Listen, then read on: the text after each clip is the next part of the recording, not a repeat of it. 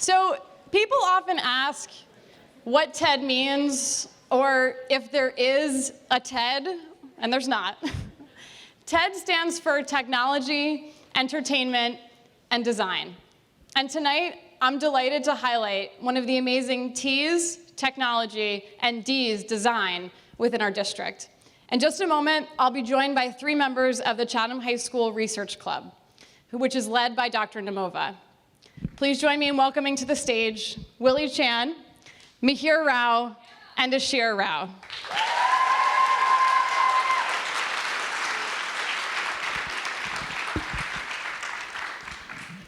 Thank you so much for being with us tonight. If we could just start by having each of you introduce yourself and talk maybe a little bit about one of your favorite projects. Sure. So I'm Mihir. I'm a senior here at Chatham High School. Throughout high school, I've been conducting research sort of at the intersection of computer science, biology, and medicine.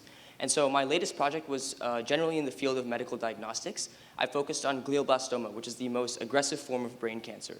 And so in glioblastoma, there's a specific biomarker called MGMT.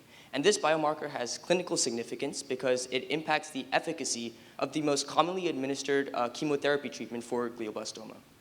And so currently, this MGMT status is determined in patients through an invasive biopsy. And so to develop a non-invasive method for identifying this biomarker, scientists have been working with MRIs and trying to see if they can determine this DNA level change in the MRI. And so they have worked with AI models, specifically computer vision models, to try and analyze these MRIs and see if they can determine this MGMT biomarker status. However, the problem they've run into is that these AI models are either way too small or way too large, and they're not able to really hit the sweet spot and really, with high accuracy, determine this biomarker status. And so in my project, I worked in an area called radiomics. Radiomics focuses on extracting statistical features from images. So if you think about any sort of data distribution, you can calculate various statistics like the mean, the median, the mode, etc. And so radiomics calculates similar statistics, but from the raw pixel intensities in an MRI. And so once I was able to calculate these various statistics from MRIs, I was able to feed them into a statistical classifier, and this classifier was able to more accurately than the state-of-the-art AI methods determine this MGMT biomarker status in glioblastoma MRIs. Incredible, Mihir. And Mihir has been published in Cornell Archives, won 2nd place in the North Jersey Regional Science Fair, and placed 3rd in Rutgers Junior Science and Humanities Symposium in the Math and Computer Science categories. Congratulations.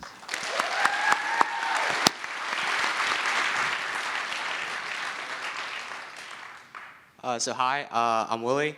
I'm also a senior here at Chatham High School. And my favorite research project also actually is very closely related to AI and machine learning. Essentially what it was basically all about making image recognition algorithms for traffic signs more robust and accurate in real-world conditions. Now, what does that mean? Well, basically, right now, there are a lot of really great machine learning models that can accurately identify and classify road signs with incredible precision. However, in a lot of cases, road signs are not always in ideal conditions. There can be weather events, there can be lighting conditions that make detecting the road signs themselves very obscure and hard to see. So in these cases, the traditional algorithms that are used, they break down because they're not trained to deal with non-ideal conditions. So essentially, what my project centered around was within the neural network, I used a training data set that was full of artificially augmented images that had been distorted, rotated, cropped, all that stuff. And what that essentially did was make the neural network a lot more flexible and robust to adapt to weather and lighting conditions that weren't necessarily ideal. And that was the resulting model. And it was one of my first research projects, so I hold it very dear to my heart. And yeah, that's definitely one of my experiences. Thank you. I can feel your passion for it. And Willy won 2nd place in the North Jersey Regional Science Fair in the category of engineering, and previously won, this is my favorite name for an award, the Disruptive Innovation MIT Award. So congratulations to Willy. Yeah. Keep disrupting and keep innovating. So hi, my name is Ishir, and I'm a freshman here at Chatham High School. So, so with the COVID-19 pandemic, we all saw that the economy was significantly impacted, and it significantly decreased. So my latest research project, which was in the field of epidemiology, which is the study of pandemics, focused on not only minimizing infection spread during a pandemic, but also maximizing economic activity. And so in order to do so, I used epidemiological models, which allow me to virtually simulate a pandemic. And then after that, I used a subset of artificial intelligence known as reinforcement learning, which allows a computer to learn just like a human would, with trial and error and intuition. And so I was able to teach a reinforcement learning agent how to effectively control the outcome of a pandemic. So I did this by implementing restrictive measures, which are things such as social distancing and lockdowns. And so by implementing these restrictive measures in a specific order and with like certain durations of time, you're actually able to do both infection minimization and also increase the economy. And so with my reinforcement learning agent was able to develop two new novel pandemic control strategies that were able to both minimize infection and maximize economy. And so implementing the same process again for any future pandemics will actually allows us to be prepared for any pandemics and quickly respond and ensure that our economy and infection aren't affected. And that's as a freshman. I can't wait to see what you do next. Ashir won first place in the New Jersey Academy of Science Junior Symposium for Computation and Mathematics and was promoted to the American Junior Academy of Science Symposium in 2023. Congratulations.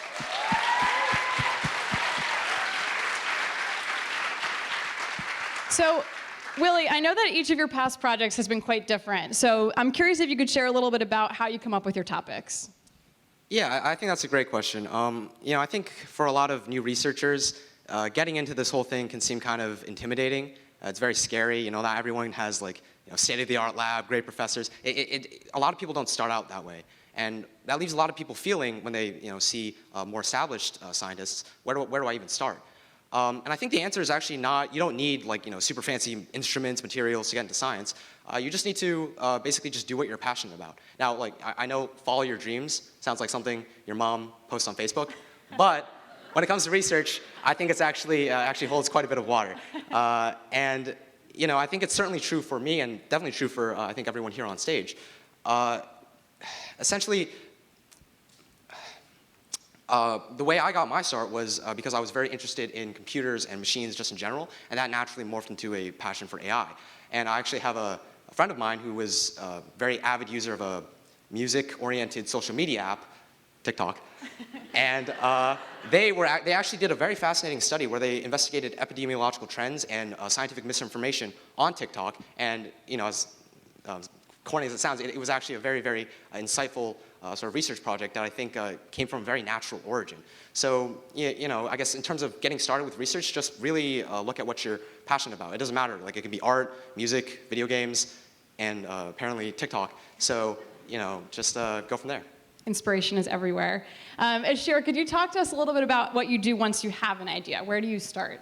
So really, once you have an idea, the first step is figuring out what's really happening in that domain. So a really important step of research is known as literature review, which is just reading existing articles and research being conducted in this domain and figuring out what exactly people are doing to solve this issue or confront this problem. So once you conduct this literature review, which, in my case, it took about a month to 2 months of just reading articles, figuring out what's really going on. Then you want to figure out exactly what tools are being used in order to solve this problem. And so in my case, reinforcement learning was being used, and also these epidemiological models. And so with these tools, you have to experiment with them first to figure out really the nuances of them and how they really work. Once you figure out all the uses, then you can compile all this knowledge and information you've gathered over this time. And it really makes conducting research really easy now that you know everything. And yeah, helps a lot. That's great advice, thank you. And Mihir, I'd love to know a little bit about your plans for the future. Will research be a part of that? Yeah, I definitely think research will be a part of it, definitely. I'm really interested in biotechnology, as you could probably tell from my projects. When I think about biotechnology, I really think about AI, actually. if you go back a couple of decades, and if you really think about, well, what really enabled this AI revolution that we're experiencing right now, and I would probably say it would be the development of the internet.